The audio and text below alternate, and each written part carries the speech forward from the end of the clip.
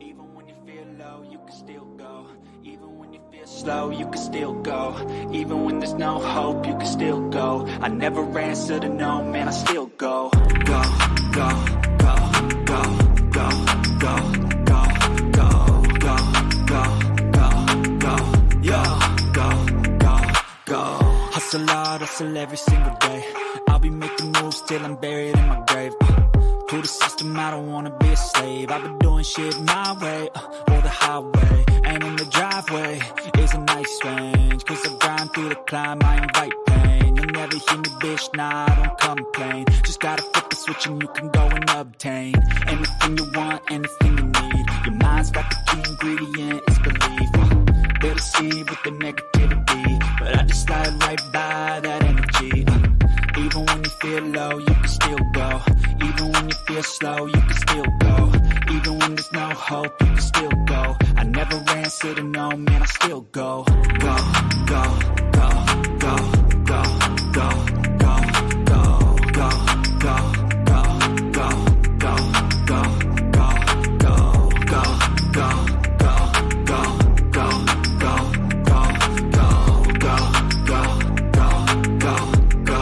go, go, go. You got a mind, but even that could change. You could flip the gray matter like some batter in your brain. That's why I say, fake it till you make it A. And if you play that game, then you just might make a change. Rearrange all the bad to okay. Take the worst thoughts saying, turn them to a game. Take the best thoughts saying, put them on display. On repeat in your brain till you're feeling no more pain. Never slow yourself down, you can do some more. Push past all the pain and you'll find a door.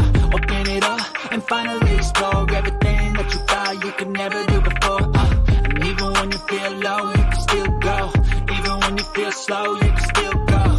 Even when there's no hope, you can still go. I never answer to no, man, I still go. Go, go, go, go, go, go, go, go, go, go, go, go, go, go, go, go, go.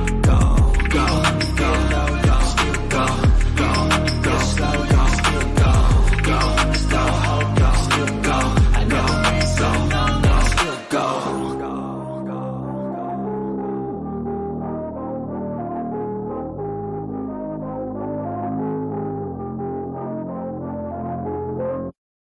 Even when you feel low, you can still go. Even when you feel slow, you can still go. Even when there's no hope, you can still go. I never answer to no, man, I still go. Go, go, go, go, go, go, go, go, go, go, go.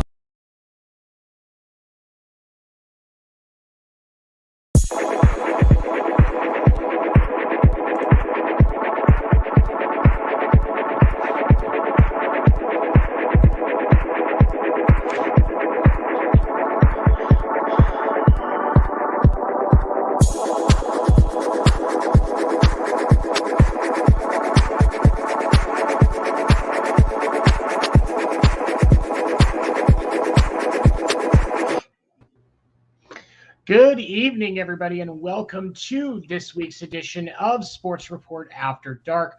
I am your host, Seven. With me is my partner in crime, the biggest dick in sports, outside of apparently Antonio Brown, Dan the Dick Warner. Celebration Day, my friend. Celebration Day. Congratulations. Told you, Dad. Told you we would be legal, Dad. No, and man, I think that's a great thing to start talking about. So let's cheer to Biden pardoning all federal prisoners currently incarcerated with simple marijuana possession charges. Congratulations to them and their impending freedom. I think that's an amazing announcement. Also, a part of that announcement, he ordered the U.S. I want to make sure I say this right. The U.S. Health and Human Services Secretary Xavier Becerra to start the process of rescheduling marijuana under federal law. This is, quite simply, fucking amazing. I hear to undeclare Joe Biden the greatest president in United States history. Everybody who agrees, say aye. Aye. I can't argue right now. He's absolutely horrible. I'm surprised he was awake long enough to make the announcement. But hey, one of the things, Sleepy Joe. No, but here's the thing. and that I think this is amazing is, first of all, obviously this law has, unfortunately, the way things have been is unfortunately disproportionately affected people of color. And that's been statistically proven for a substantial amount of time. And then we look at the additional effect of the limitations as far as research and business are concerned for what the cannabis crop can do, have been very limited because of how things have been classified. And so that's why, one of the things that's always talked about when marijuana gets legalized in an area, see an uptick of THC poisoning, people coming in, some with the short-term issues, long-term issues, and it increases. Of course it does. Of course it's going to happen. You're also probably going to try and tell me that DUIs increased once prohibition ended for alcohol. What are the symptoms of THC poisoning? You eat all the food in the pantry? No, actually, okay. So THC poisoning. So it's really what it is. I'm using the phrase THC poisoning as a general term for explaining the issues, but there are some people that can consume too much THC to the point where they do get sick. There are some people who are habitual users of cannabis, where they get to the point where they get like sick every day, and there's no explanation for it. And it's a recurring thing. They don't have any nausea, fever, anything like that before or after. They get sick. And what it is there's too much THC in their blood, and it makes them sick. When they stop using, it goes away. Right. And that's simply what it is. There are some of us that for whatever reason we can consume consistently, and it doesn't have that effect of making us toxicity nauseous and toxicity, right? For some of us it's just a fact that, like, yes, I consume cannabis almost daily, but guess what? It's very small amounts. To understand, I can buy a quarter ounce of flour and it will last me a month. I smoke a very, very small amount. THC poisoning is relatively rare, though. It is. It is a very uncommon occurrence, but you can develop. It's the addiction rate for marijuana is less than 10%. THC poisoning is even a smaller amount. That's the one negative. Right. But that's the thing is it's still not something that is at this point been proven to have caused the death of somebody, because as long as you stop consuming the THC, the sickness goes away. And if you keep throwing up, if you keep eating it, keep throwing up, if you get that toxic for some reason, that's where, addiction counseling comes in, because like I said, it is possible. It is possible. Yes, it's emotionally possible. It's emotionally and mentally possible to get addicted. It is a mental addiction to marijuana.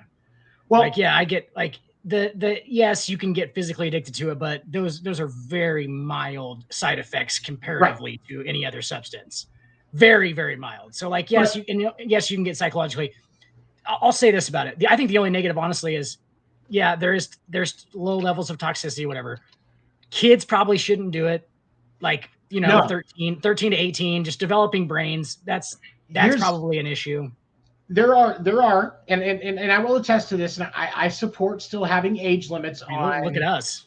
I support having age limits on cannabis products. Now, here's the thing: the statistics show that if you have cannabis earlier in your cognitive development, in regards to THC, if you consume THC, because that's where the issue is the THC. It's not the CBD component. Even kids as young as 6 months old can have certain products like topicals and stuff to help with whatever reason, and it's going to be helpful and it's not going to be a problem. But THC specifically, the psychoactive part in cannabis, it's why some people like to smoke it. It when consumed at younger ages, especially adolescent years and younger, it can have problems with cognitive development, and Individuals that consume are more likely to develop issue, have, higher rates of, crime and addiction and stuff like that. Your brain should absolutely be in later stages of development or fully development before you consume cannabis. I myself did not try cannabis for the first time until I was 23. Yeah, that's crazy. So I was fortunate enough in that sense. Now, part of the reason behind that is because I was definitely impacted by the fear tactics, and part of that stems from the fact that I grew up in a very addictive situation. Right. All of the family members that were around me when I was a kid had different types of addiction. And so with that old thing that we used to be taught about marijuana being a gateway drug, I took that to heart. And it took years of prodding before I ever touched it for myself. And it was actually, so when I was 21, when I was 21, I voted for Arizona to legalize pot before I moved back to the Midwest. And I was okay with it being legalized, but I still wouldn't touch it myself. It was 2 years later when I was having chronic anxiety and panic attacks that a cousin of mine, essentially, who's a youth pastor, was like, dude, I'm sick of taking you to the hospital because you can't get out of the anxiety attack. You need to sit down and smoke. It completely changed my life. And those damn youth pastors. I understand that not everybody's going to have the same experience, and I respect that. Nobody should be forced to consume cannabis. Just most as people have a good experience. It shouldn't be illegal. Most people do have a good experience. Some people don't. But one of the things that I think is important for this is the natural remedies that this product creates that can be helpful for professional athletes, can be helpful for senior citizens dealing with chronic joint pain. It's not just about getting high. The medical effects of this plant are still, we haven't even scratched the surface of cannabis and hemp and everything that it can do for our society. Definitely a plus. Definitely a plus. And of course we have to feel bad for people who are, because of the fact that it took so long for the law to catch up. What would Josh Gordon's career have been like in the NFL if pot wasn't against the rules? Now I know that. And I use Josh Gordon specifically because obviously there were some issues where he was showing up to practice too high and all of that. So I'm still factoring that part in, but we're looking at instead of more of it's treated like alcohol instead of, a super bad going to kill you drug like it had been treated, or like a performance enhancing drug for somebody who's completely uneducated. Yeah. I'm not wrong. I've went to football practice high before. Trippy, not great. You're a little aloof. I'd say you're a little aloof the whole time. It's probably not as much power behind your tackles, I would assume. You play exactly the same, but it's just like you're obviously it's a different experience. It's different than regularly. Yeah, it's very different. But sensations are obviously all the the feelings of being hit, of being in pads, things like that are it's very strange. It's very strange. It's very intense at first, but I would assume it's because when I think about the feeling of just being high, when you add in like the weight of the pads and everything else and all your gear, just like football in general. If I'm high, I struggle to have anything on my head, like a hat, a beanie. I thought my hair was on time one time because I forgot I had a beanie. I seriously thought my hair was on, like turning on fire one time, because I forgot I had a beanie on and I had smoked a little too much one night. Like it was an experience. And you took some LSD earlier that day too. So that's I was just really, I was just too high is what it was. I'm just kidding. Let's not underplay the advantage of people who are stoned on marijuana are usually just more relaxed people and generally just do things in a more relaxed sense, and that's always a good thing for everyone. You ask any cop, who would you rather have to deal with, that's being a problem, a stoned guy or a drunk guy? 100 cops out of 100 are going to tell you a stoned guy because they're not going to have to do as much paperwork, not going to have to worry about chasing them, fighting them. Might as well just keep a box of Doritos, mini packs in the trunk. Just hand them one and start asking them questions. You're going to get all the information you need. Absolutely. And they'll tell you about the dinosaurs, how they died, and about their favorite band. The government having the patent for the H2O powered engine. Absolutely. And the conspiracies behind why marijuana isn't legal. And eventually it will be. But I think this is a huge domino to fall. Go ahead. That's my only thing about it is like, if you're gonna sit, okay, anybody who's going to argue against marijuana being legal, that's fine. You cannot cannot simultaneously hold the belief that alcohol should be legal and marijuana should be illegal. You cannot simultaneously hold that is factual beyond the then alcohol shouldn't be either. If you don't think it should, then alcohol shouldn't be either. And of course, there are going to be people that are just perfectly okay with that. Especially you look at people that their reason for not consuming alcohol or cannabis and other products is because of religious beliefs that neither one should be consumed. They're perfectly fine with that. That's part of what got us in this situation in the first place. And here's the thing: if you believe that it's bad, then that is completely your choice. I respect your opinion on it. If you want to discuss it in the terms of learning each other's sides more and more understanding, I would love to sit down and talk with you about it. However, if you think that you have the ability to tell me that I can't consume cannabis because of your personal religious beliefs, we're going to have a problem. Absolutely. And I mean, that's because I will go get my Bible and you will be very ashamed of yourself by the time we're done. Well, Jesus was the biggest stoner I wouldn't hold on. I do not want to get struck by lightning. There's long hair, let's take it easy. Beard, chill as fuck, wore thong sandals. Get the fuck out of here. That dude was smoking like a motherfucker. Had some buddies around all the time. It's not impossible that this would have happened, but I mean, that's not for me to decide. But the entire ministry of like Christ and also Muhammad, for those of you that don't know much about the Muslim faith, is about accepting people for who they are and being above the things that are supposed to not be for you. It's not about, it's not about the law. It's about just being better. Jesus, throughout his entire ministry, spoke out against being religious and about just having faith and being better. That whole love your neighbor as yourself is the greatest commandment. That's an important thing that we should consider. I love my neighbor. It's not my job to tell them whether or not they can drink, whether or not they can smoke, whatever they do. It's my job to keep myself safe, my family safe, and for us to take care of ourselves. And if they're not infringing on those core things, then there's nothing to say. Like it's just keep your nose out of other people's business. For any Bible buffs out there, that Moses in the burning bush. Do you know what the burning bush was? Like it says it in the Bible.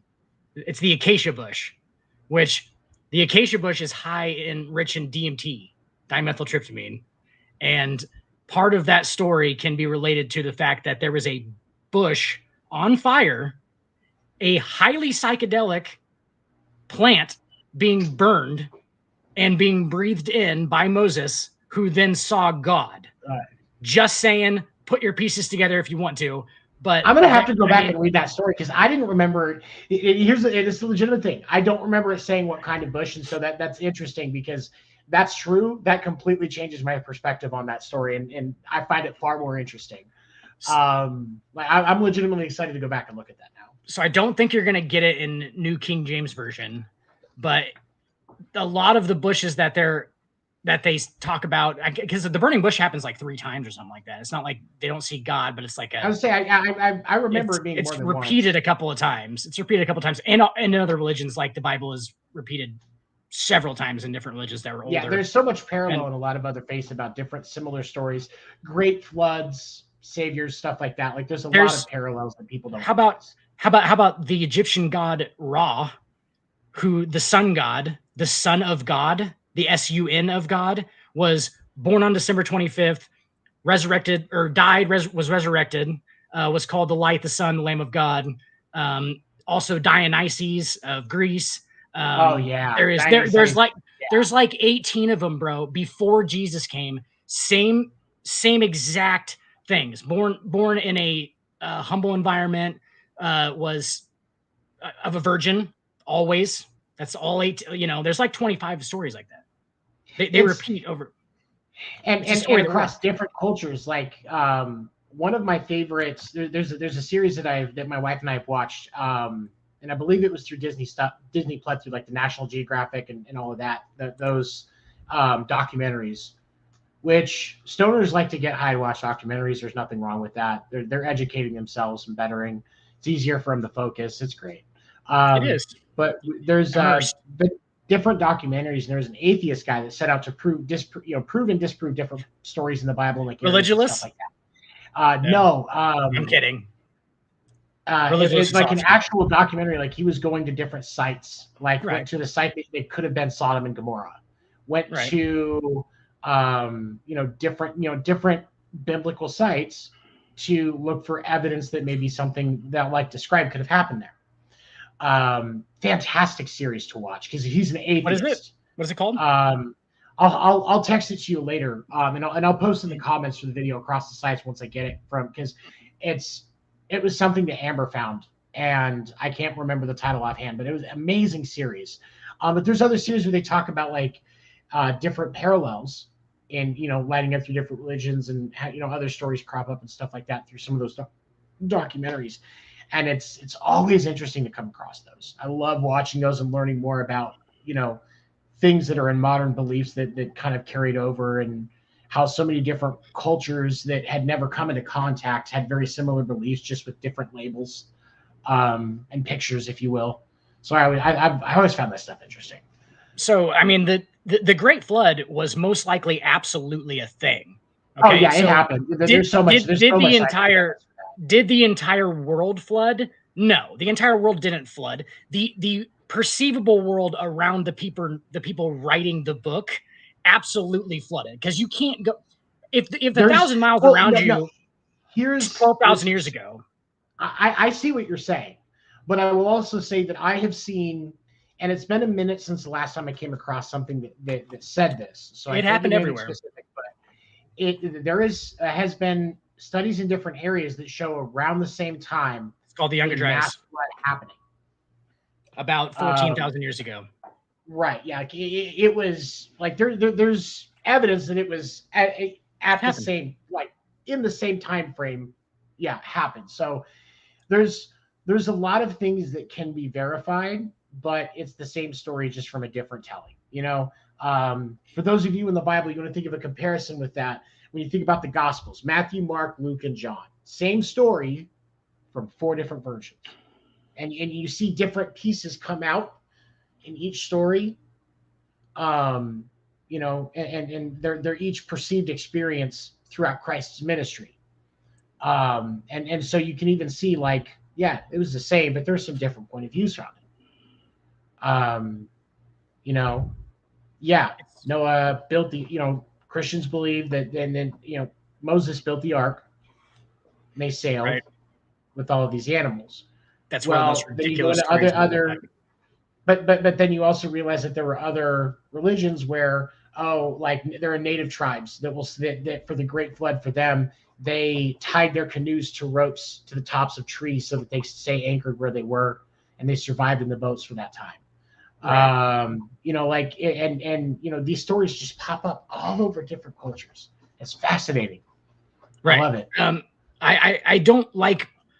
I don't like when it's taken literally, is my only thing. Like, you're not supposed to take that shit literally. Guys, if any of you actually think that Noah had one of every different animal on one boat in the world, you are out of your element. That's actually not possible. It's not an actual possible thing. They weren't saying that he had everything. They were saying that he was able to continue his agriculture, his sheep, his cows, things like that, on a ship, which is absolutely doable. Some chickens, couple cows, save your family, start a new village after the flood happens, everybody else is dead. That's perceivable. To have Do you know how many different fucking species of animals there are? No, and that's guys, come on. It's not literal. Well, in some species, like, of course, evolution we verified as fact. And some species just didn't come to be until after that happened. Some species had just gone extinct. But some species are still around. There's still millions of them. There's, it's just the natural production of how our ecosystem grows and develops. Okay. All right. So next thing I want to talk about, I saw something interesting on Twitter today, and I found it was, and now please understand that what I am about to throw out is a rumor. I have not seen this substantiated through any verifiable positive source. However, I think it is an interesting factoid to consider because I believe it could be possible, and I think that it would cause shockwaves if it were. There was a rumor going around Twitter today that Tua Tagovailoa, I know I'm fucking up his name. Tagovailoa. Yep. There you go. What he said was advised by doctors to never play football again, stemming from the second concussion and seizure, is how it was described in the rumor, seizure that he had on the field. And of course, they're referencing where his hands locked up and he'd kind of, lost it there for a minute there during that second concussion. That was in Alabama? No, this was in Miami. Yeah, the last game when he got the second concussion. Okay. Just to be clear. And so just saying that he was advised, this rumor was saying that he was advised by doctors not to ever play football again. Okay. So again, as I say, this hasn't been substantiated or any of that. I want to consider, if this were true, how do you think the football world would react, Dan? What are some of the first things that come to your mind if something like that would be true? For Tua, I totally get why he would still be playing. For Tua personally, if I was told that like, hey, these concussions can be life-threatening, you could have seizures throughout your entire life, and then you're going to throw $14 million my way, I'm going to take the $14 million because that's who I am, for one. That's who Tua Tagovailoa is. He's a quarterback. That's what he does. He's going to lose his complete identity and $14 million or whatever the fuck he gets paid. It's more than that. He's going to lose all of that for something that might not even happen. If I'm in his shoes, I'm totally still playing. That's my immediate reaction. Okay. I play for fucking keeps, bro. Like, I'm not, if I am in that situation, I am fucking playing still because they all know that that's a risk, dude. It's a risk for everybody. Right. And anybody that's a professional athlete, like that is their life. And that's why that transition is so hard after professional sports. And you think about it like this: when somebody that's in the military transitions from being in the military into civilian life, it is a complete culture shock. And that's why programs for veterans are so important. Veteran health is veteran mental health is such an important thing that we need to make sure that we're aware of as a society and support initiatives that benefit that. But for professional athletes, there is they have their own version of that experience. And so when they get told, like, look, technically, yes, you can still play, but you really shouldn't because this is going to severely mess up the quality of your life down the road. I can understand, like, of course, that their first reaction is going to be to play. But so I want to ask you this question because I think this is an important thing to consider as we talk about developing concussion protocols and things like that for players to try and reduce certain traumatic brain injuries. Okay. Is there a point where the NFL or the NFLPA step in and say, no, it's not safe? With everyone? With everyone, or specifically Tua in general. Because I know, like, players have to go through physicals to be able to get cleared to play. And, does that doctor not clear them? Like, where does the is there a point where there's intervention to prevent that from happening because of the problems that it prevents down the road, or because of the problems that it prevents down the road by intervening? I've said it before. There's going to have to be a turning point where they either say we're gladiators and this is what we do, and all the side effects of what this sport is are going to happen, and we're going to accept that, and we're going to try and do the best we can to remedy that when it happens, or they're going to stop playing physical tackle football altogether professionally, altogether at high school levels, altogether as a sport. You're just going to change it to flag. It's going to be some kind of flag, kind of differential 7-on-7 thing, which could still be entertaining, but won't be as entertaining as tackle football. Right. But you're going to have to stop doing it. That's what I'm saying. Like, that's why I said I was like pissed last week. And we were talking about this because I was like, how am I supposed to fucking tackle somebody? How do you want me to tackle them? I cannot think about tackling them when I'm trying to fucking tackle them. I have to react to it. And wherever my head goes is where my head's going to go. I'm going to make helmet-to-helmet contact at least 5 times a game if I'm a starter in the NFL. I'm going to make, because it happens naturally. It always does. So either we're going to fucking play football or we're not going to play football. I don't even think there's like a branch where they can go, hey, if this guy's had too many concussions. No, fuck that. It's going to have to be all in or not at all. That's really what they're going to have to branch at some point. And they're definitely going to go not at all. They're definitely going to go not at all. I mean, and I don't know that it's.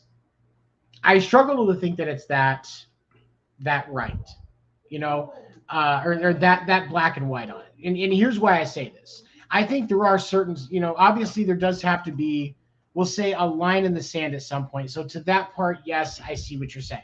But I will say this. Certain extreme cases, like Tua's, okay, we'll use Tua's as an example.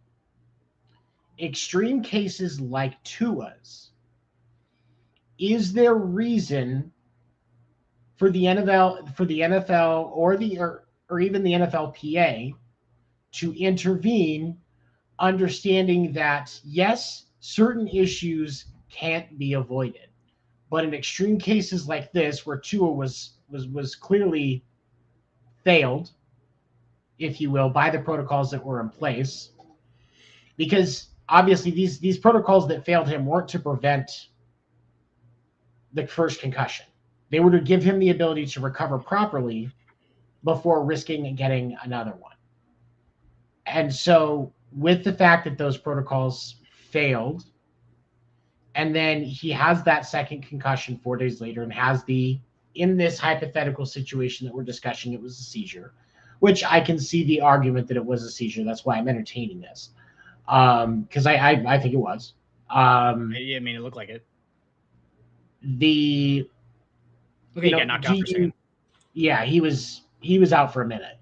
What happens? Your body is there a point for extreme cases where the NFL or the PA has to intervene? Yes, there is, Tony. But at the same time, you can cut Tua off. You can cut him off, but there's going to be 50 guys who start. I'm not even joking on that number.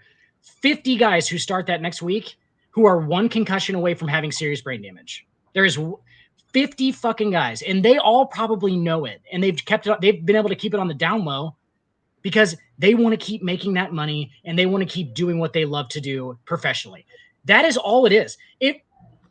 When they sign up, it needs to be understood. That's I guess I understand what you're saying. Like, it can't be that black and white. It can be, though, where it needs to be. When you sign up to do this, you need to understand what you're getting yourself into. And all of these dudes do, especially at the professional level. They've went through all the different levels. They've been playing for years, dude. And they've gotten to the pinnacle of what they do professionally. And they understand. So Haystacks, our stats behind the screen, posted a comment through the YouTube page. He should stop. Sometimes money is not more valuable than your life. 20 billion is not worth more than your brain. To who, Wade? To who? Because I'm guaranteeing there's fucking 3/4 of those dudes in the NFL are saying, you're giving me fucking $100 million and I'll die. And the rest of my family gets $100 million. See ya. checking out. They don't give a fuck, dude. That's what a lot of this is about, dude. This is generational wealth. Yeah, no, and then that's what I was about to say. To who? When you factor in generational wealth, it changes the discussion. You know, when you think about, we'll change this for some of you that, you know, maybe sci-fi fans. Okay, we use the Hunger Games series as an example. Fantastic series to actually sit down and read. The movies do not do it anywhere near justice. That's what I've heard. I can't read those. But with that series, you know, with the different districts that they have in Pan Am, the country within this series, you see some of the districts, the individuals that represent those districts in the Hunger Games are doing it voluntarily. They train for it, they get ready for it, they go into it knowing they might die, but also knowing if they win, they're set. Gladiators. They're set for life. Because if you read the Hunger Games series, the winners of the Hunger Games, celebrities. They're celebrities. They posh life for the rest of their life. Yeah. And so for me, you know, there is a parallel there. Because there are some of these guys, you know, and especially now in the modern age where, you know, we're seeing more and more individuals that are, you know, that they're children of athletes, or their parents realized early on this is what they wanted to do. So they dumped everything they could into the best schools, with the best programs, you know, personal trainers, personal workout plans, personal coaches to get better and develop. So there's a point where they were basically raised as that athlete. That's what he's talking about. That's all they know. You know, this generation of athletes and athletes moving forward, most of them, this is how they came to this position. They were bred for it, essentially. They were raised into it, bred for it. And so they understand very early on what they're getting into. I don't think Wade was saying that, by the way. He was quoting somebody. Yeah. Wade was quoting somebody in his comments. Let me clarify. Yeah, so he's not. I was yelling at Wade. Sorry, Wade. So for me, you know, I do think you're right. They're gladiators. We have to just treat it as such and understand that these things are part of the equation. And to be fair, we're only talking about how many sports? NFL, UFC, boxing. Outside of that, where are you looking at major head injuries happening all the time? You're not. Outside of that, you're not. I mean, professional wrestling and as a whole. Wrestling, yes, professional wrestling, combat sports. So combat sports, the NFL, which could be considered a combat sport, kind of. And hockey for sure, hockey. But outside of that, the NBA doesn't have these issues. Major League Baseball doesn't have these issues. No. Soccer doesn't have these issues. Tennis, golf, none of them. So you're looking at combat sports. You're just looking at combat sports. So I think that eventually those combat sports are going to have to be phased out. If this is the route we're going, if we're going to go, hey, you cannot do this, you cannot sacrifice. But so many people like to watch it though. Like that's why I compare them to gladiators all the time, because like that's what it was. Like it was entertainment. Therefore, like if you're willing to make that money entertaining and being an entertainer, I don't know what's that. I mean, that's freedom, correct? Like that you can sacrifice your own life for money if you want to. That's part of the whole thing, right? And these guys aren't, and it's not like you're guaranteed sacrificing your life. It's not like, hey, I'm definitely going to die. It's like, yeah, I could definitely be fucked up for the rest of my life, obviously. And you could jeopardize a lot of your life after football or even during football. A lot of them are already not in good shape when they're playing football or doing other combat sports. And in combat sports, by the way, like UFC, how often they fight? Like actual guys that are in UFC fight like every 3 months.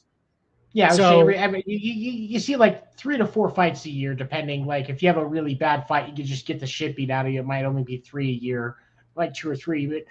But right, yeah, for the most part, it's these guys are going ham shit for like 20 weeks, bro. 20 weeks in a row. And yes, when they're training, they have headgear on, for the most part. Not always, but for the most part, just headgear worn. But Oh, yeah. when you get into that match, boxing and UFC, you're getting concussions. Absolutely. That's the way it is. Some of them do. If you get knocked the fuck out, you got a concussion. Yes, but like some of them don't get knocked out for years, bro. I don't think Anderson Silva's ever been. Well, Anderson Silva got knocked out like once. You can't tell me that they get, like if they got knocked down, took a really solid strike to the face. Probably. They have, even if that's at least a mild concussion. Right. So those sports definitely count. I'm not saying they don't, but I'm saying the NFL is more intense. The NFL is more intense because it's played for way longer, way more weeks straight. Like look at it, 4 days later. Come on, like there's no UFC dude who's even in a sparring match 4 days after he gets knocked out. He's not even in a sparring match. And when they're training, yeah, they get hit in the head, but like they're not trying to hit these dudes in the head all the time. Like they're not going full bore hitting these dudes in the head all the time. Like it's just not happening. No. So and like that's what they're trying to do in the NFL too. But like these guys still got to go every week though. That's like having a UFC fight times probably 5 every week. So like the NFL is definitely the epicenter of what that's the most extreme case, I would say, for sure. Well, because I mean, in my understanding with what I've seen numbers wise, as far as concussions in sports are concerned, it's not even as much of a problem in ice hockey. Like they have issues, but it's not even as bad as the NFL, and they play more games. Every play. Boom. Every play is fucking to the ground contact by not just one person, possibly by several people. Right. You know what I'm saying? Like, and even in plays you're not even in. Like, so these guys are getting hit in the head 10, 15 times, depending on what position you play. If you play middle linebacker, you are taking like those I always call them like the bright light shots where you fucking boom, see bright lights real quick. You're taking 10 to 15 of those a game. And that if bright light, linebacker, yeah, that bright light is your brain hitting off the side of your skull. Is exactly what that is. It just goes stupid for a second, real quick, and that's what. And those guys are taking 10 to 15 of those a game. Yeah. So like that. So that is way more intense. I think the NFL's got to be considered the worst for it right now, and I know they're trying to fix it, but like absolutely. And ironically, it's the most popular sport in the United States. And maybe that's why. I think maybe that's why there has been so much of a focus on it societal wise, is because, there is an understanding that there is violence in the NFL. Like, let's just call it what it is. It's combat. It's violence. People hitting each other. That's what it is. Absolutely. But, where do you find that balance of making sure that the athlete still gets the respect of somewhat of a quality of life after sports, while still allowing the beauty of the sport to take place? I don't think that happy medium exists, Tony. I think that's where we differ at. I don't think that exists. I don't think that you can keep this game the same. If you want the same product that you're getting, not even right now, because right now it's been tuned down. Here's the thing though. There have been changes that are realistically, especially for those of us that are fans of the game, very small, that had big impacts. Like the worst offender for concussions was on kickoffs. They changed how the players start and where they start from, and that dropped numbers dramatically. Did it? That dropped concussion numbers dramatically, because there was some of the numbers that I had seen. This is just stuff that I saw. Said that over half of the concussions that were happening in the NFL were on kickoffs. I can see that. So let's say those numbers are true. We cut half of them out. I just don't know. I just don't know how you can. You cannot. But that's the thing, is do it. We have to be realistic and say that if you're right. If we want to have NFL and professional football as the entertaining game that we enjoy, obviously there is a line that we cannot cross before the game dies. That part, that line does exist, but I still think that it is reasonable to entertain ways that we can reduce traumatic brain injuries dramatically.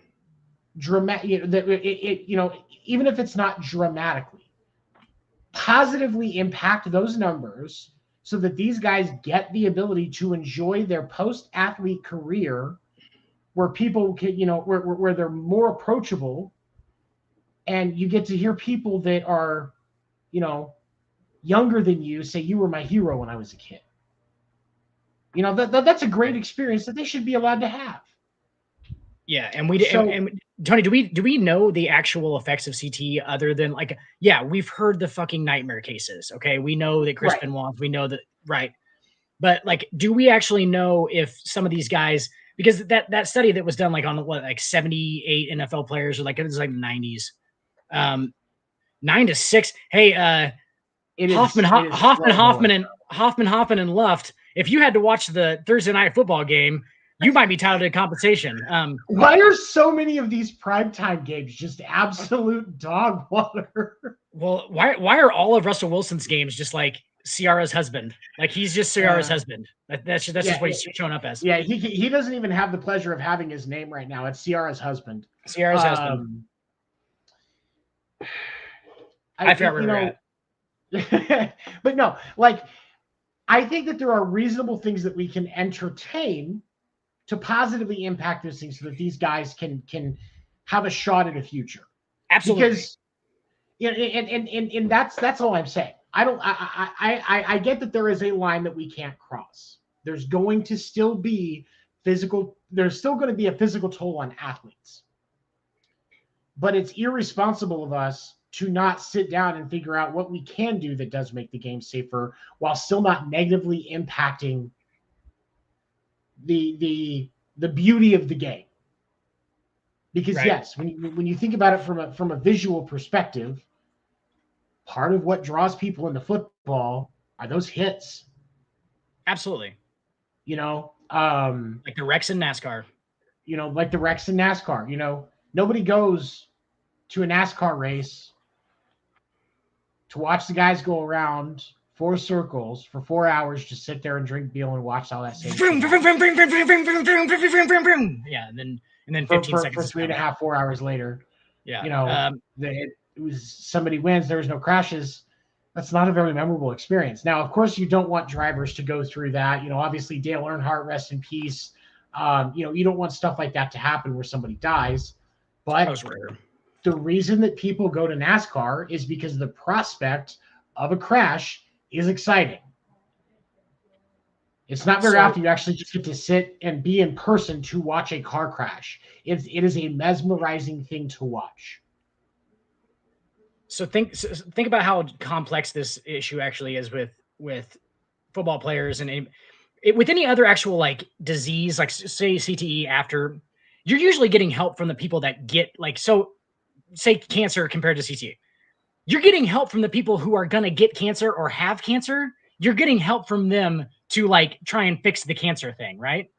Usually, you would think, naturally. With CTE, you're not getting help from the people who are potentially going to get CTE, because every one of these dudes, and maybe not everyone, but most of them are going to hide concussions. They're going to downplay symptoms. And they're going to make it look not as bad most of the time because they want to stay on the field. So you're not going to get any help from the actual people who are getting it. There's an article today, and I want to say it was Sports Illustrated, but I could be wrong. There was an article that I came across today where Alex Smith admitted to having, to saying things to get around concussion protocols. Yeah. Okay. All of them. And so that's one of those things where it's look, dude, you put yourself at risk. You wanted to play. You wanted to get out there. Okay. You know what? At that point, if you had the cognitive awareness to work around that test, do you, boo-boo? Right. I wouldn't do it, but that's why I'm not a professional football player.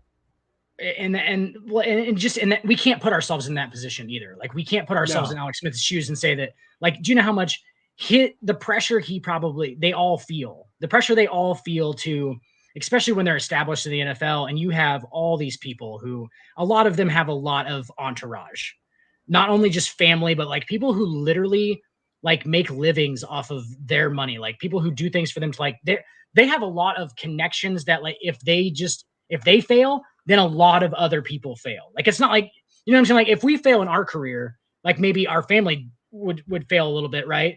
But like, it's not like a whole ton group of people that are like counting on just you, and like the pressure, and to, you know what I'm saying? Like, and to live at that standard of living, you know, like we would just go get another job and we'd probably be fine, right? Like, we just get another job, we'd make whatever amount of money, and that's fine. Like, these people have like now, they've now gotten used to this amount of living, and it's like there's so many of them, and I can't imagine the pressure, and that's probably what like a lot of them feel. And like, I get it. And there's also, let's not downplay the fact that like, when you're in the middle of the huddle, when you're with those 53 guys, it's a feeling that you cannot get anywhere else. It's a feeling that like when you make a big hit, when you challenge somebody in a practice, and there's all that energy from all those dudes, right? And whether negative or positive, there's nothing that compares to that. There's absolutely zero. It's a high. And don't get it fucking twisted. That's high. Those dudes are getting adrenaline high all the time. And I'm sure that's part of it too. You know what I'm saying? Like, that's part. They don't want to stop that. Why would you want to stop that? Why would you want to stop it? There was I still miss it. You know, it's an endorphin release when you get into a physical situation like that.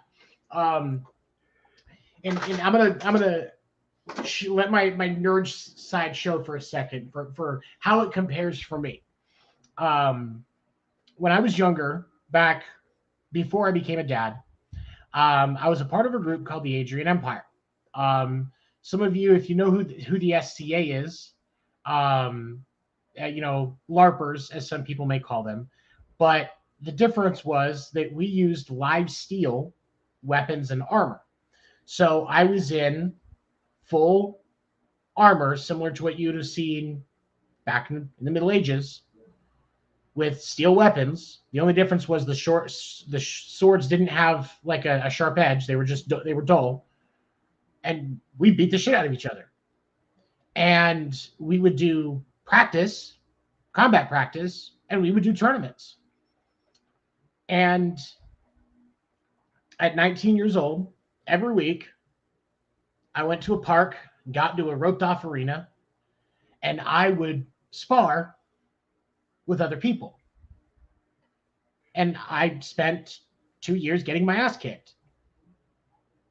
But I slept so much better when I used to. Like a fucking baby. Like a dude. I would go home, like we would get done, get everything put away. We go to Denny's, and I would have just the biggest fucking burger. Massive protein. Yeah. Drink a bunch of water. Like they would just bring me, like, cause I kept asking, I was like, just bring me a fucking pitcher, please. It'll save us both time. And I was just downing water, and then I'd go home and I'd sleep like a baby for 10 hours. Yep. No nightmares, no anxiety attacks. I wouldn't have, like, when I was doing that, I was down to a point without taking any medication like I do now. I was down to maybe 1 or 2 anxiety attacks a week. And if you get that amount of work in, you don't give a fuck about anything else. You don't give a fuck. You don't give a fuck about anything else. You have rent it. And like, we've talked about this a lot, Teddy, and like, I have a theory on it, and I think that you're kind of in line with said theory, that we're not evolved completely past a primal state. Like, we're not like, everyone thinks humans are like this intellectual, like, dude, we are still absolutely running from cheetahs on the Serengeti. Like, there's no doubt about it. And like, but it's just become easier. So like, we have to find different outlets to get rid of that energy, because we don't have to run from things every day. And like, when you get rid of that energy, you feel more natural. You feel more like you got that out, it's just primal energy. It's just like stuff that we used to have to use. It's fuel that if you let it build up inside of you, will drive you fucking crazy. Well, it's like, when you think about, you know, we've talked about, like, with steroid use, you know, roid rage. Where it stems from is people getting injected with steroids or consuming steroids and then not exerting the energy that they get, just sitting around, instead of doing a 3-hour workout, I'm only going to do 30 minutes. That's where roid rage comes from. Yeah. Especially over extended use. And, it comes from not exerting that energy. If somebody takes too much Viagra, a lot of times it causes heart palpitations. That can be where the erection for longer than 4 hours can really become a common occurrence if you take too much. If you have an erection for longer than 4 hours, call more ladies. That is not actual medical advice, by the way. Don't sue us. But it's because, but if you don't get that energy out from taking that medication and what you're taking it for, you get anxiety, the jitters, these guys, these guys that have done that, like they take it and they don't get laid, like, turbo blue balls, essentially is what it is. And so that's where some of those outbursts come from. You're loving on your hand at that point. Like you idiot. Like, what are you taking Viagra for if you're not setting yourself, you know what I'm saying? What are you just like 3:00 on a Thursday afternoon? You're just like, just a couple of Viagra's, get the day going. It's like, why are you doing that? Just confident enough to believe in yourself when you throw a couple in before you walk in the bar at 5 o'clock and at 2 o'clock in the morning, you're just by yourself and your legs gone numb and you can't see straight. 5 o'clock, you're like, a lot of pussy in here. A lot of pussy. 2 a.m. Ah, shit. Shit. I can't get up. It's rubbing against my zipper. Yeah. Like what? Like what are you? Why? Just why? And so that's where that importance of physical activity for humans comes from. Is because we have that night, and I don't think it's ever going to be something that goes away. There's always going to be that edge to be a slightly nomadic, whether it's down the road or across the country. We're always going to be filled with those urges just because that's what's within us. I think it can eventually translate into maybe getting it out through some kind of mental outlet or some kind of, right. You know what I'm saying? Like, so like maybe at some point we do have something, or like maybe we, like, honestly, this is going to sound fucking hit the showers, hey Stacks, hit the showers, man. Yep. Hey, just turn them blinds down, get you a premium subscription. Haystacks has already got one. He's got like three of them. Yeah, he's got Pornhub. Just for the premium content. A lot of premium content. A lot of lighting. A lot of production value. Yeah, no. But yeah, no. I forgot what we were fucking talking about now. God damn it, Dan. Yeah, sorry. You did too. See. No, we were talking about. God damn it! No, I did forget. Yeah. See. That was your fault. Damn it, Wade. It's all your fault, Haystacks. I think we're just talking about fucking the energy builds up though, and if you don't, and I don't think it'll ever go away for us. Though is what I was saying. I don't think that ability will ever go away. I don't think we evolved to that point because it's impossible for us or any other creature to be complete. Any right without danger. Without danger, because like also being completely sedentary would impact our length and quality of life. So we're going to shy away from that. Most of us will shy away from that naturally. But that dedicated time of needing to get physical energy out, if you're not somebody who is a more manual labor person, I still don't think it ever goes away, because since you're already going to be up and about, you're going to still need that peak exertion time for your muscles to let all of those toxins out. Even if you're the type that gets massages and stuff like that, it's a different type of endorphin release and toxin release for your body when you get to that peak heart rate and keep it there for 30 to 60 minutes at a time. But hear me out though. I remember what we were talking about now. They talk about we're gonna get super nerd here. They talk about aliens, okay? Aliens having smaller, less strong bodies. They have smaller muscles, smaller bodies, bigger heads, right? Because they need more brain power. Could it eventually translate more into getting that out through an emotional, you know what I'm saying? Like through some kind of like, you just get it out through your head, because that's all it is anyway. I mean, it's like, yeah, your muscles have to burn the energy off and stuff like that, but like most of it is just like mental, right? So like, could we eventually get to a point where we don't need to do the physical stuff anymore, like where we're getting that energy out through literally thinking? Because I mean, we've talked about, like, if we sit here and have an intense enough conversation, both of us are fucking tired after the show. Like we're fucking like exhausted because we just fucking thought way too fucking hard. Right, but I don't think so, simply because I think, obviously and I think the difference comes down to physical exertion versus mental exertion. Because with like what you and I do when we talk, when we really get going in conversation, like our mind is just working and considering all of the possibilities, thinking about all of the facts, the information that's coming in, the information that's going to go out, all of that. Oh, do I remember that? When did I see that? Where did I see it at? All of those things are going through our minds. Yes, that is a very mental exertion, but there's also a difference between mental and physical exertion, which is exercise and things of that nature. So then that's why I don't think it comes in. Now, do I think it's possible that there are creatures that could be that? Yes. I just don't think that that's where humans will ever go. I don't think that humans will ever go that way, because there's always going to be the need for some physical activity. Yeah, I'll definitely concede that if they ever do, it will be way down the line.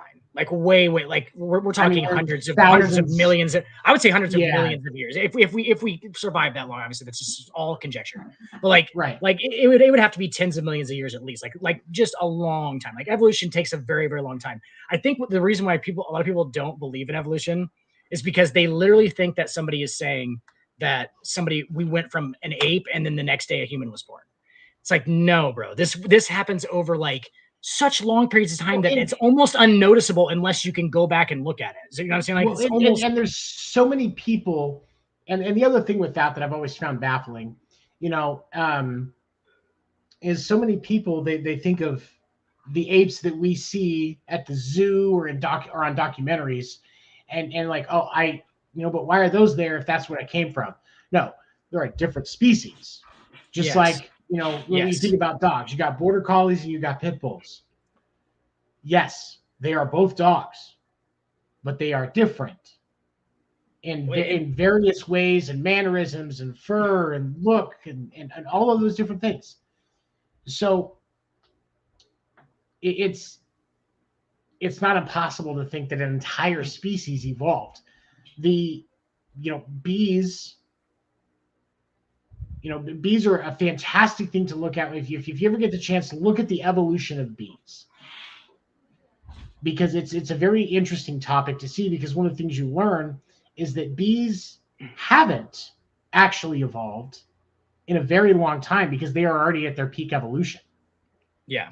And like animals tend to fuck within their own social groups and structures. So like if an ape were to get a little bit smarter, they would usually be fucking a little bit smarter ape, therefore making a smarter ape, and so on and so forth. That's the idea. It progresses, right? Exactly. And then over such a long period of time, those smarter apes would absolutely branch off completely in a very long period of time. They would branch off completely and become a different species. That's the idea. And I know that it's hard to think, like it's hard to fathom because of the amount of time that this fucking took. Like it's unbelievable. It's not that we can't think about that many years, like a million years to just say out loud. You can say it fucking, a million years. Think about a million years. Think about 1,000 years. Just how long a fucking year is if you had to sit in a room for a year. Just sit in a room. That is a fucking long time. 1 year. A million years, fucking unfathomable amount of time. There is, we're less than 300 years from when the amazing country that we live in was started. And they all, had oil light and candlelight, dirt roads, horseback and carriage, and black powder rifles. And now I have all of human knowledge right here. In a thing that goes in your fucking pocket. If you showed that to one of the founding fathers, they would just have like incredible amounts of seizures and go absolutely batshit crazy. Like they would just be like, what the fuck? Like, I don't even know if they'd be able to see the screen because it would be so unbelievable. You know what I'm saying? Like they'd be like, what the fuck is it? Like it would just be. I think that brain processing on that would be interesting to see how they would comprehend what they're actually looking at. Dude, I've read a bunch of theories about that stuff because I'm really interested. I don't know why. Like if you were just to show like somebody from like 1700 a fucking cell phone, there's actually theories that say that they actually wouldn't be able to see the screen.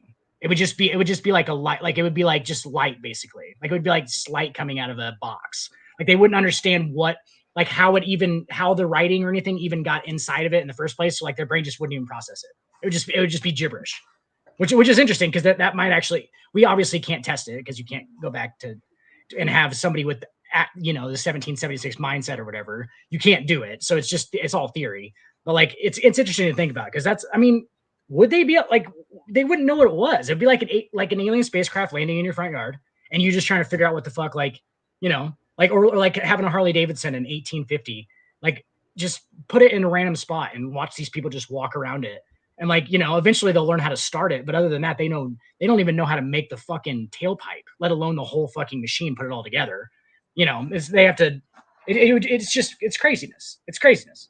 But, and that's happened to over 30 people. People live to be 100 years old, dude. That's 300 years ago. It's like that's only 30 people ago. That's like Rogan says. Rogan says all the time. He's like, that's only 30 people ago. I'm like, that's totally it is like 30 people. Like that's not really that far. That's not that long. The dinosaurs were like 600 million years ago. 600 million years. That's not even like, I don't even understand how to put that into perspective for anybody. Like that amount of time. It's just not realistic. Like I don't even like. That's why a lot of people is like, I don't think it's real. And I'm like, I get where you're coming from because that shit is fucking and that's the thing, and that's where it's hard to, it's hard to try and reason with some of those people because it's like I understand why they're saying that, like because it's not in a normal person's conceivable mind to have an accurate understanding of something that happened 600 million years ago, or how they can come to how we in our what is our version of modern society would have the ability to understand something from 600 million years ago, or even the ability to understand how they know it was 600 million years ago. Yeah. Because that's one of the things that Christians will always argue about is, timelines. You'll see a lot more religious Christians or, or individuals of other super religious faiths that will, argue about the timeline and say, the inaccuracies of carbon dating. Okay. Yeah. It's hard to know exactly when. This is our understanding of the timeline based on our available technology. Yeah. There may be in 1,000 years, they may be able to tell the date and time that the dinosaurs went extinct. And when the meteor hit, they may just somehow have that ability. Yeah. Yeah, on the dot. Every year, that future society has a day of mourning for the dinosaurs because we're that evolved as a society. Dude, we didn't even know fucking dinosaurs existed until like the 1930s. 1920s or 30s. Or no, I think it was like the mid 1800s, but like we really actually claimed it as like a true scientific thing in like the 1930s. So like they don't even know that it was discovered. I think it was, if I remember correctly, it was discovered in the 1800s, but it wasn't publicly recognized as actual fact that dinosaurs existed at some point until 1920s, 1930s. Yeah, like 100 years ago. 100 years ago. Like one person ago, they didn't really know that there was, like one person ago. 2 persons ago. Two people ago, they didn't know, like your grandfather ago, they didn't know that, like, like he didn't grow up just like knowing about dinosaurs and shit because like that's not, just wasn't there. My grandfather was born in 1933. So, I mean, he was born not long after dinosaurs were discovered. Where it was that discovery was, and I think you're right. It was like 1920s, 1930s, somewhere in there. So, our understanding of dinosaurs, just in that last, was that 83 years? Let's see, because, 11, so 89 years. My grandpa would be 89 if he were still alive. Good Lord. Dude, my grandma just died 2 years ago, and she was 90. She was 96. She was 96 years old. She was born in 1920. She was born in 1926. Okay, so do you know how much, dude? She was a fucking teenager during World War II. Hitler was over there walking around, and she was in high school. Like, that shit amazed me. Like, I was like, how many different fucking things has she seen? She has lived through all of this stuff. Consider, like, she was close to retirement age when the civil rights era happened. Yeah. That's how old your grandma was. Yeah. Like, I think she might have been in, like, the retirement, like, stages at that point. Like, that's in the 60s and 70s. Let's see, she was born in, you said 26? 26. So, I mean, she was mid-40s, 40s and 50s. So she was getting there. Yeah. She was in, like, basically, like, the middle of her life. She was fucking 70-something when I was born, and she just died 2 years ago. So, like, that's, like, you know what I'm saying? Like, that shit is craziness. Like, she just, things that she saw, and, like, obviously she's a little bit more isolated here in Nebraska, but that's beyond the point. Like, she still lived through a lot of that stuff. And, like, for World War II going on, like, my grandpa was, like, in World War II, like, part of World War II. So, like, that's, mine, he flew missions into Vietnam and Korea. So, and I had an uncle that was in Desert Storm, like, these things weren't that long ago. I found it on the same topic. I found a fucking newspaper article of my grandpa's brother. It's a newspaper article where he's quoted as, he was in the Korean War, and he's quoted as saying that he played dead to get away from, and they were, like, searching through his pockets and shit, and he just acted like he was dead, and he actually escaped and got back to the United States. He actually survived. But yeah, he basically just, like, played dead around a bunch of other dead people, and there's, like, a quote from him and stuff. But that was, my grandpa. So that was in the 50s. But that's just crazy, though. But I just found that article the other day randomly on a random note. Yeah, he just, like, he played dead. He said something about, like, they were like, he made, like, some quippy fucking joke about it, like how he was like, they didn't understand that. I was like, oh my god, dude, that's so savage. But that's the thing, we will evolve more, we will learn more, just like, and football will grow more and things will change. But as we wrap this up, the truth doesn't change. That if you don't, that if you don't want to lose football, there is going to be a line that you have to draw where you go, look, sometimes this is going to happen. We can prevent certain extreme things that are easily preventable without killing the sport. That is reasonable. But we also have to make sure that we go into it understanding there is a line we can't cross that doesn't cost us football as we enjoy it today. Close, absolutely, and close comparison. Like, I smoke cigarettes. Okay, I've accepted that cigarette smoking is probably most likely, in law of averages, is going to take years off the end of my life. I've accepted that because I like smoking cigarettes. You know what I'm saying? Like, so I'm actually trading time now. I'm trading it for, like, my own enjoyment for, like, years at the end of my life. Essentially, that's, like, that's the most simple way, or, like, one of the most common ways. You know what I'm saying? Like, people drinking or doing, like, you have to understand at some point, if you do it for long enough, that's, like, I've accepted that fact that it's probably going to take some years off the end of my life, and I'm fine with that fact. I think it's okay for us to be fine with the fact that these guys want to play football. And I don't think that we should hold them back from playing football if that's what they want to do. Obviously, in serious cases, like, we don't want Tua to kill himself on the field. You know what I'm saying? But, like, at the same time, like, how are we stopping this guy? Broncos country. Let's ride. Broncos country. Let's ride. Calm down, Ciara's husband. All right. Now, really quick before we wrap up, I want to go ahead and mention this because I think it's important for us to mention it, but I also think that a lot of what we have to say about it has already been said. Brett Favre is in trouble because he allegedly acquired, I will say it like that so we don't get sued, acquired over $1 million from the Mississippi welfare funds for speeches that he never made and for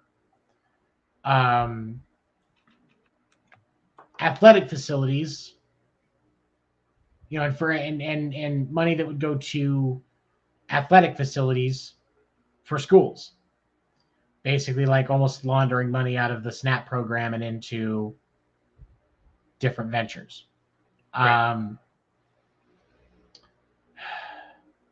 Anybody that's surprised that Brett Favre is a piece of shit hasn't been paying attention. I was just gonna say that. I was gonna we had already. I was like, we had already established though that Favre was a bit seedy, right? I mean, there was already a fucking notion with his dick pics and all that. Like, there's a notion that the guy's obviously he seems detached from reality. I mean, he's the gunslinger.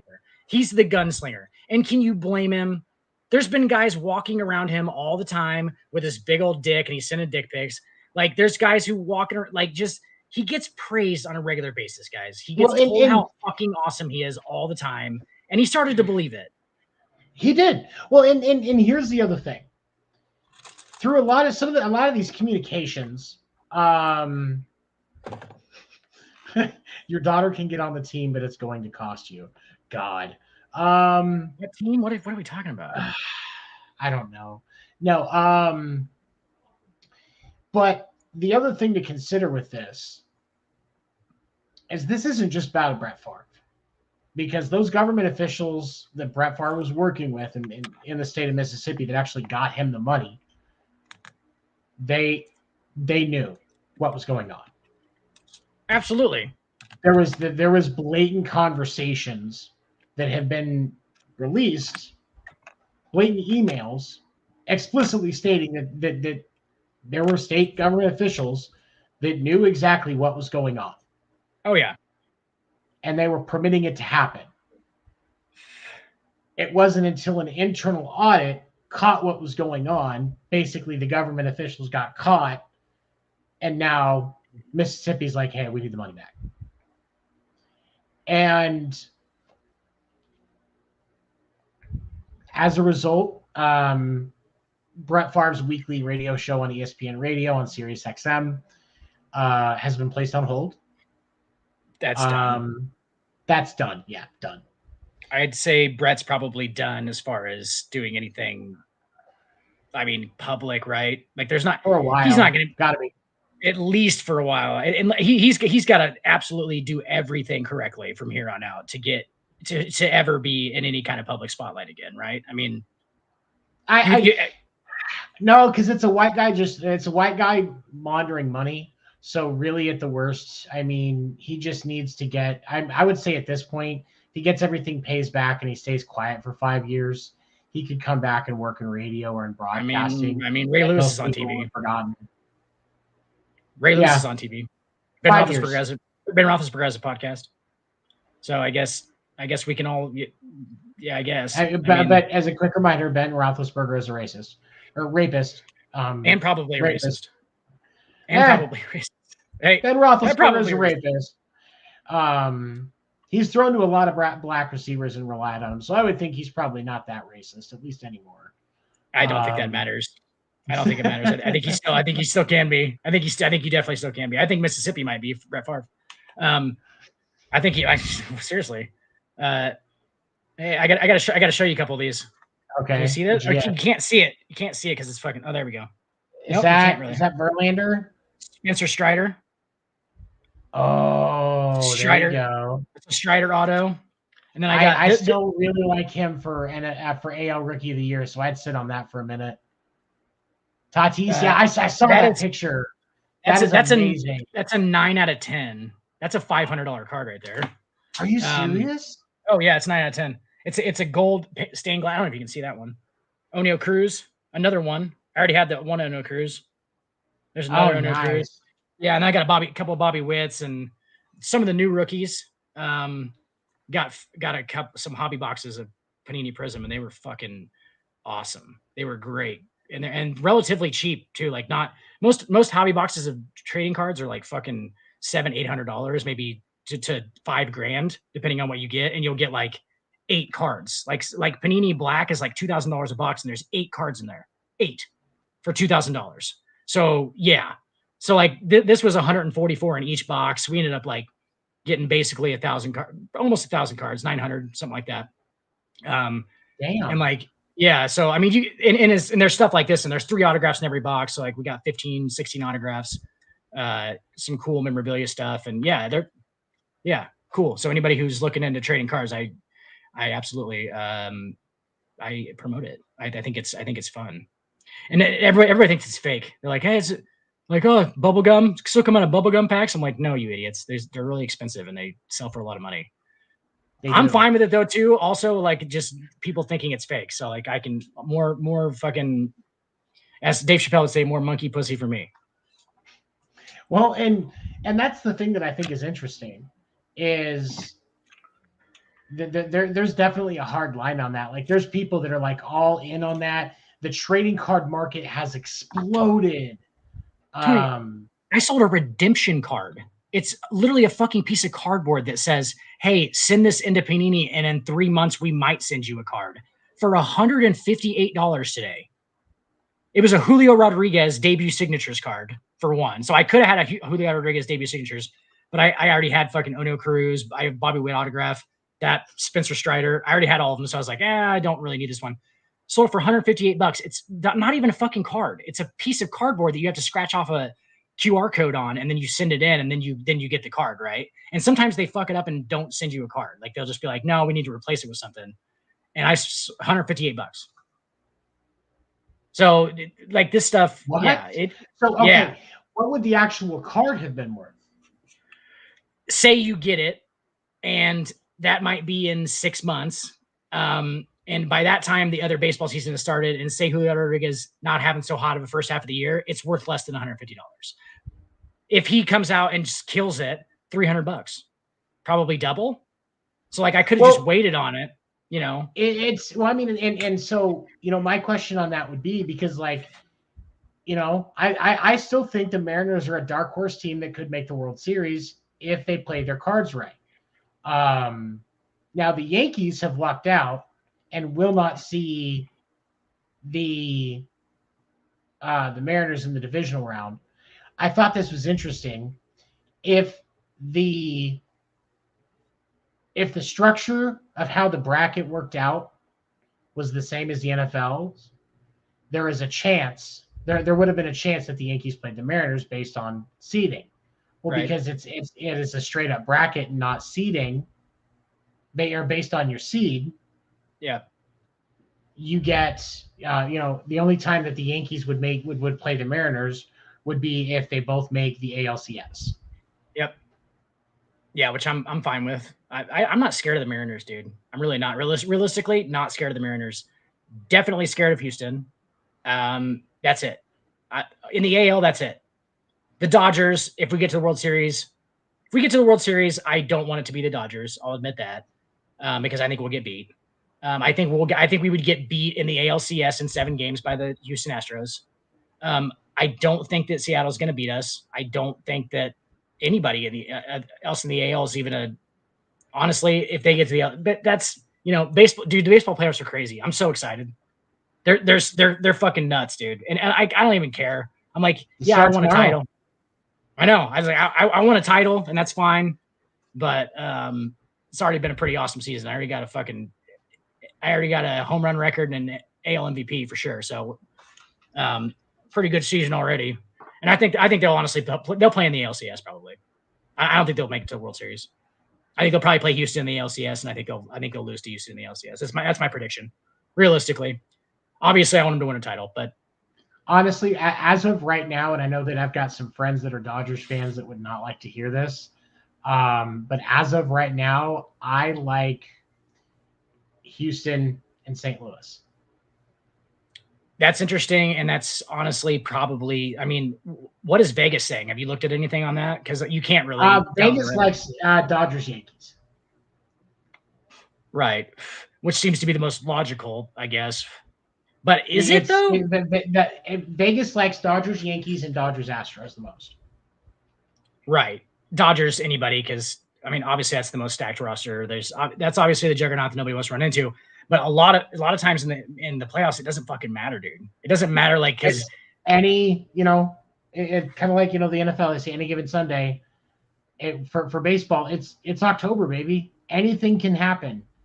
I actually like that they're all series though, because I think the NFL playoffs, like, I think they lack because they can't play series. You know what I'm saying? Like, I think that you would get a more definite, more like decisive champion. Because when somebody wins the World Series, that's an accomplished, like they did that. There's no like, hey, they might have skipped through the first round because the other team played bad. Like, you got to win fucking 3 games the first series. You got to win, you got to win four after that. So you got to win. So you've got to play. You've got to win 2, so you could play a max of 3 in the first round. Yeah. 5 in the divisional round. You're gonna win 3. 7, and then the ALCS or in the CS, and in the World Series. So you have to win. So the Yankees or the Astros or the Dodgers or the Cardinals have to win 3 plus 4 plus 4. So 11 games. All you have to do is win 11 games. 11 games. But you got a World Series. You could potentially be playing, let's see, 14, 5, 3, 21. 22 games. 7, 5, yeah. Yeah, that makes sense. 22. It would 7, 22. 7, 7, 5, 3. Yeah, 7, 7, 5, 3, then 20. Yeah, 22. Yeah. So that's potentially 22 games after playing 162. That's right. 184 total games over the course of the season that you could be playing. Potentially. To lose in the World Series. Potentially. You could go to a Game 7 in the World Series and lose, and you could play 184 games and lose. That's nuts. Yep. Very exciting. All right. Very exciting. Okay. Couple of quick announcements before we wrap it up. Not this next Sunday, but the Sunday after on the Winter Meetings, Craig and I will be interviewing this guy. His name is Ronald T. Waldo. He wrote a book called Dead Ball Trailblazers, Single Season Records of the Modern Era. This is some records about back in the beginning of baseball, some players from early 1900s. I've been reading my way through this. As a section in here on Ty Cobb and his base stealing record that may never be touched in baseball again, I still believe. Is absolutely fantastic. We're going to be interviewing the author of that book. He's going to be telling us about it. Along with talking about that, the next book he's working on and plans for a 3rd book. Definitely check that out. When Ty Cobb played, didn't the catchers just stand up like it was slow pitch? Totally kidding. Not really, though. I'd like to also mention Craig T. Nelson, very established writer himself. I didn't know that Craig T. Nelson was a writer. Interesting. Yeah. But very, very interesting stuff coming out of that. And then also, as a whole, the Sports Report shows we will be doing a World Series watch party for Game 1 of the World Series. Dan and I will actually be commentating on the game. Oh, really? Live, if you want. I'm going to be doing it. Yeah. And I figure. I mean, if I want. Obviously, I'm the definite color guy. Yeah, exactly. We are going to be commentating a live World Series game in a Discord server. This will not be something that you have to pay to get into, but we will also be rotating in other people that will be joining us in the booth as well, from Pinfall and Sportsaholic, the page that we partnered with, to talk baseball as we kick off the Fall Classic during Game 1 of the World Series. So there'll be more information coming about that in a couple of weeks. Definitely stay tuned. So are we going to be able to? Are we going to be able to, like? We're not going to be able to stream the game on screen, right? We're just going to be in a Discord server, so we can stream the game because it's we can. It's a watch party. But nice. We're not going to have. Yeah, we're just going to be in a Discord doing it, and so it'll be us going back and forth instead of we'll just wear a suit and tie instead of Joe Buck and whoever the fuck they're limping to the barn with. Yeah. No, it's not Joe Buck anymore because he's at ESPN. World Series is on Fox. Yeah. So I think this will be the first year in like 50 years that either Joe Buck or his dad wasn't calling the World Series. Right. And some people are celebrating that. I like Joe Buck. I think he's hilarious. He knows too much about baseball to suck as much as he does. I'm going to say that. That's the way I look at Joe Buck. Like, he knows too much about baseball to suck like he does. But he was on Brockmire a lot with dude who plays all the Simpsons voices. I always forget his name. You know who I'm talking about. He was Mo. Hank Azaria, yeah, he was Mo, and then he's Brockmire, which, if you haven't checked it out, IFC, fucking great show. It's about a baseball announcer. But yeah, Brockmire, he's on that. And like Joe Buck's in that show a lot, and Joe Buck's fucking hilarious in that show. So I thought that was cool. I didn't know that. I didn't know that was what that was about. I'm gonna have to check that show out. Dude, oh my god, I've told you about it before, Tony. I'm pretty sure I've told you about it. Brockmire, yeah, it's awesome, dude. It's amazing. Yeah, that show's great. You would love that show. It's got baseball in it, obviously. It is about baseball, but it's about him. He's originally the Royals announcer. And he's like at the pinnacle of his career, and he figures out his wife cheats on him, and he just has a fucking on-air meltdown. Like, to start the very show, he just goes fucking absolutely nuts on air, and then loses his job. And it's just about fantastic. Him. Yeah, it's just about him like building back up, and he has to go to a minor league team. It's great. All right. Yeah. Well, I'm gonna check that out. You said Brockmire is what that's called, right? Okay. Brockmire. It's on IFC. Yep. I will remember that. But all right. You can join Dan and I Monday night, 10 p.m. Eastern, for Sports Report with Will as we break down all the hottest topics in sports for the week. I will be Sunday nights live with Craig and possibly Stefan on the winter meetings. And then we will see you right back here next Thursday at 10 p.m. Eastern for Sports Report After Dark. On behalf of my co-host, Dan the Dick Warner, I am Seven. Thank you for joining us, everybody. Have a good night. Oh, LeBron James. LeBron James. Just every show. Every show. Check it off. That's what we're starting to do now. Just at the end, just Bron. Go. Hustle hard, hustle every single day.